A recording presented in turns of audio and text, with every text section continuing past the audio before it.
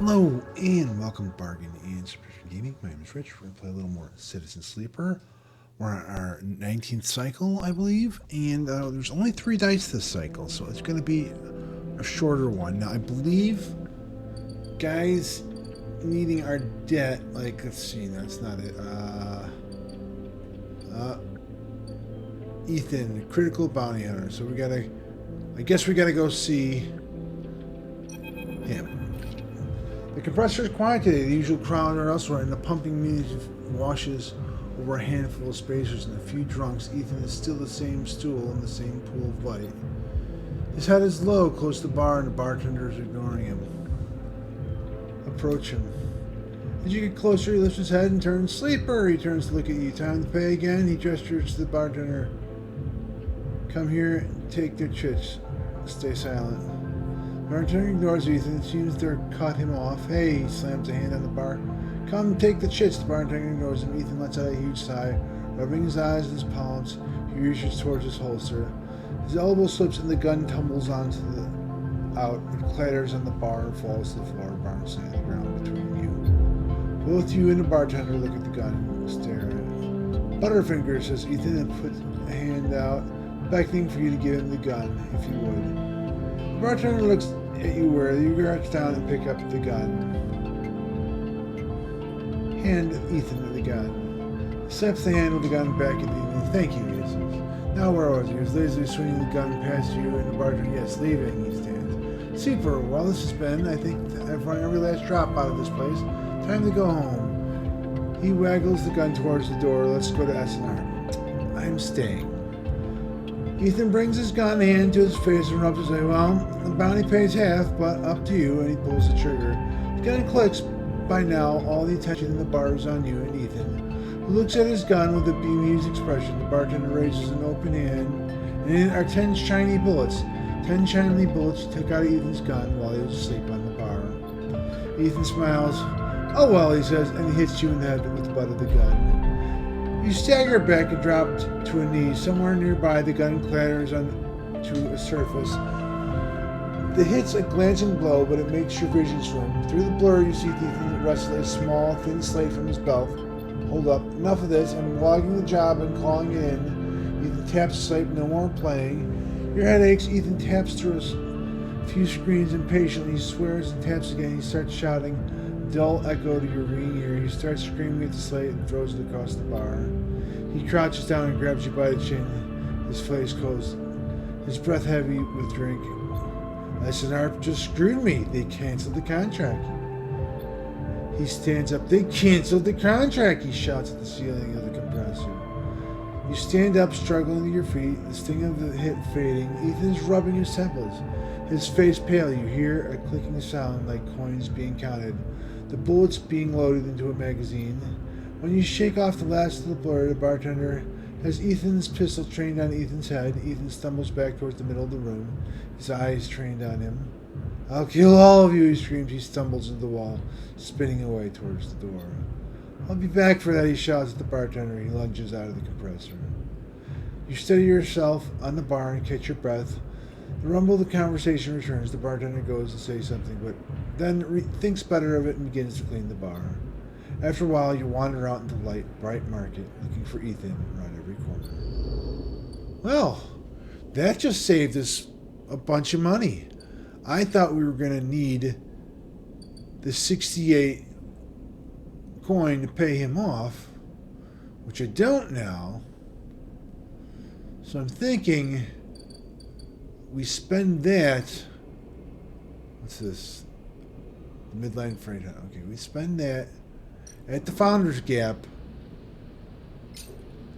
Spend 80 here. And we have Founders Ferry access. Founders Ferry. Take the ferry across the Founders Gap. Across the Greenway. Boom. As you step out into the passageway, someone barrels into you from behind, sending you stumbling down the corridor. You turn to see an unfamiliar spacer laden with heavy gear. She steadies herself, staring you down as if daring you to respond. Sorry? She adjusts a strap on the shoulder, holding up a hand in recognition before setting off down the corridor. This is Eshe, I guess. I'm sorry for her. A second spacer smiles at you apologetically. She's on a mission, and when she's on mission, I shrug. Not a problem. I smile. You're sweet. This is Peak. Peak! Eshe stands further down the corridor, glowering at her friend. She chops at the air, pointing down the corridor to wherever end she's rushing to. Peak raises her eyebrow at you. Eshe, please, do you want everyone on this station to hate us? Eshe hardens. They want to hate us. They can hate us. She drops her hip. I'm not exactly seeing much love as it is. We're lucky we got through before they set up the damn cordon. Cordon? Peak gestures in your direction. See, they don't even know about what you're talking about. The station isn't Hawthorne. Now everyone has followed some corporate protocol. I'm not saying they are part of the administration, she jerks right in your direction, but I am saying we need to get these supplies to Briar before someone starts asking questions. Can I help? Peak smiles. See, Eshe, help isn't that exactly what we need right now? Peak, Eshe rolls her eyes. Peak ignores her. We are, with the refugees, the ones have cordoned off from entering the station. Eshe interrupts. The ones that are being quarantined in makeshift vessels that barely made it into the eye to begin with. The ones that your station administrators have called an existential risk and are running out of supplies while their right to safety is being debated by people with no stake in their future. She quickly looks away, annoyed at her own outburst. Peak sighs. She's right. People are trapped out there, and they turn to Eshe. We understand that this is a big problem for the Eye. Hundreds of refugees and more ships turning up each cycle. They hold up a hand to stop Eshe entering, but Eshe turns away, her burning anger a palpable force in the close course of the corridor. They need supplies, and after everything they've been through, the quarantine isn't helping, Peak finishes.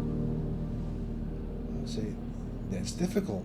Peak forces a smile. Peak, please, get herself and the supplies. Eshe needs help, just like the refugees need us, we need others too. They smile at her. Peak turns to you. Come find us. The climbing briars dock to the broken spoke, past the greenway and the waste. We have a good view of the cordon, though. We're keeping our distance for now. Come help us. They squeeze your hand. Eshe turns to leave. Peak follows, waving goodbye. A moment later, Eshe shouts back down. Don't bother coming empty-handed. If you want to help, show us. Bring supplies or don't come at all. And with that, they disappear on the corner. Eshe already picking up speed as Peak calls for her to slow down. A refugee flotilla. Where are they coming from and why now? Each time you think you begin to understand this place, something changes. All right. So, a new drive, which is get to know Memphis, help them work, serial ticket, find Ashton, flotilla aid. That's the new one, flotilla aid. That's the way. There's the greenway. That's the commune. That's the wild margins. That's the wastes. And this is the climbing briar. And then we get all the way to the other end over there. And I'm imagine if I hit the triangle button here and I go down the side, Greenway Gate. So we have to do the Greenway Gate before we can do any more stuff over here.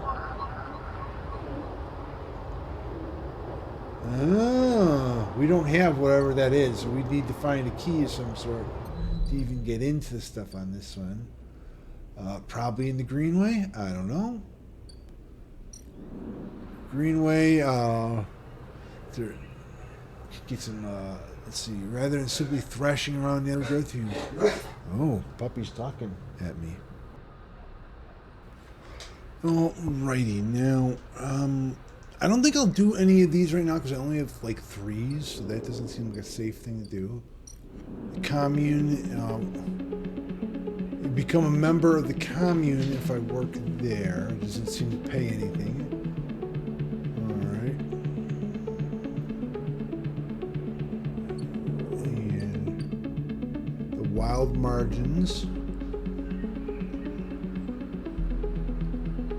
We do tracking Ashton here. I could do one of those with like a 3. I only have 3s. And I'd lose energy, a lot of energy if I fail. So I think for now, I'm not going to do that. And then there's the wastes. I need to upgrade a skill if I want to do anything there. And then there's climbing briar. They want supply of mushrooms.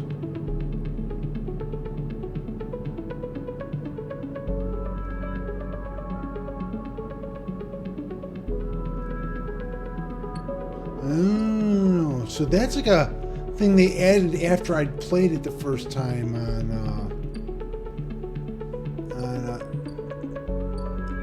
my Xbox.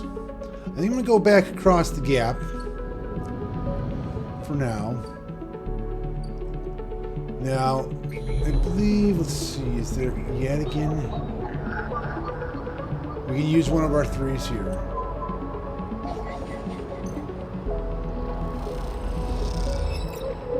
Yeah, we've got Yadigan data. We do, however, have to find one. There's another Yadigan agent. That's good. Good, another 3.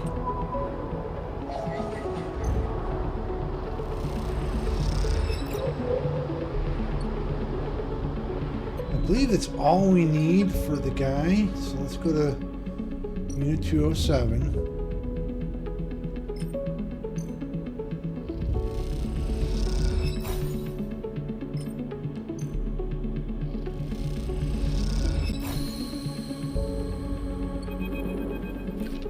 As you turn away from the terminal, the final cache Yadigan data uploaded. The air crackles with white noise. Sleeper, Sabine's voice, weaker than before, comes through the haze.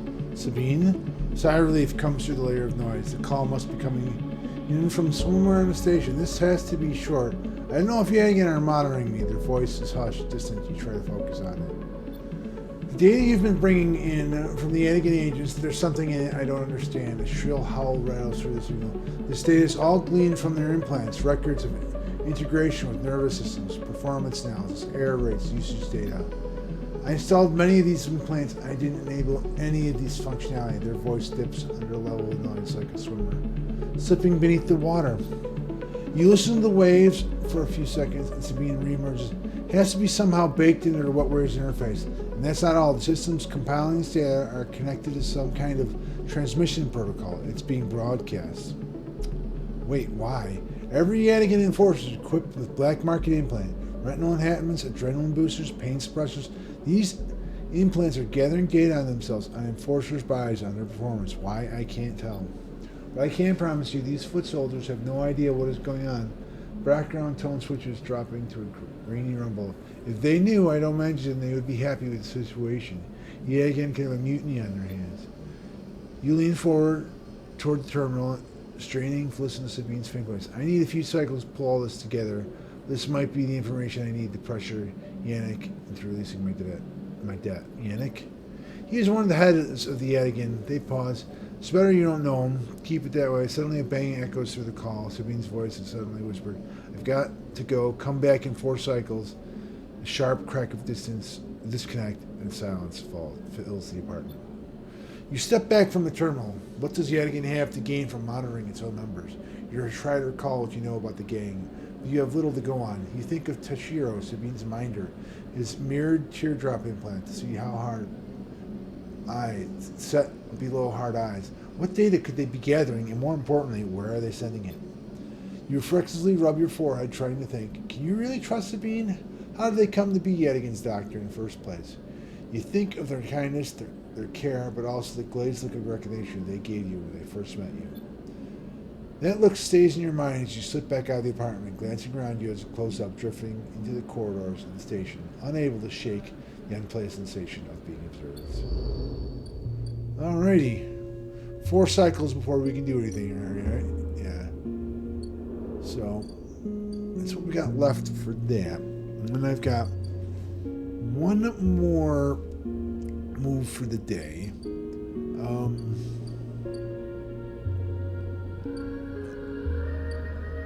I could go to, here, I don't know if a 3 is enough. Let's see. No, I don't think I want to take the risk with that one. So we're not going to do that yet. Well, I do need money. I also need 2 food.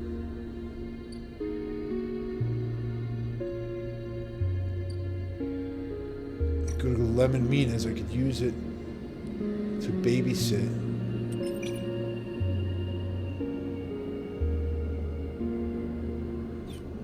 I could help them, but the outcome doesn't also seem to be the greatest of possible outcomes either.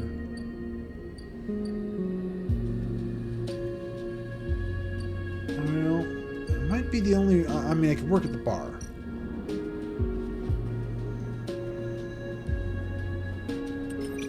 I think that's what I'm going to do.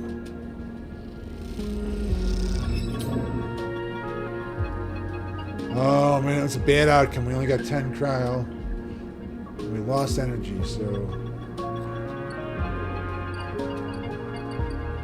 I'm going to buy this guy's food. Because that's a 3. Alright. Now, we've done all we can for the day. We're going to go back to our container. We're going to use the stabilizer.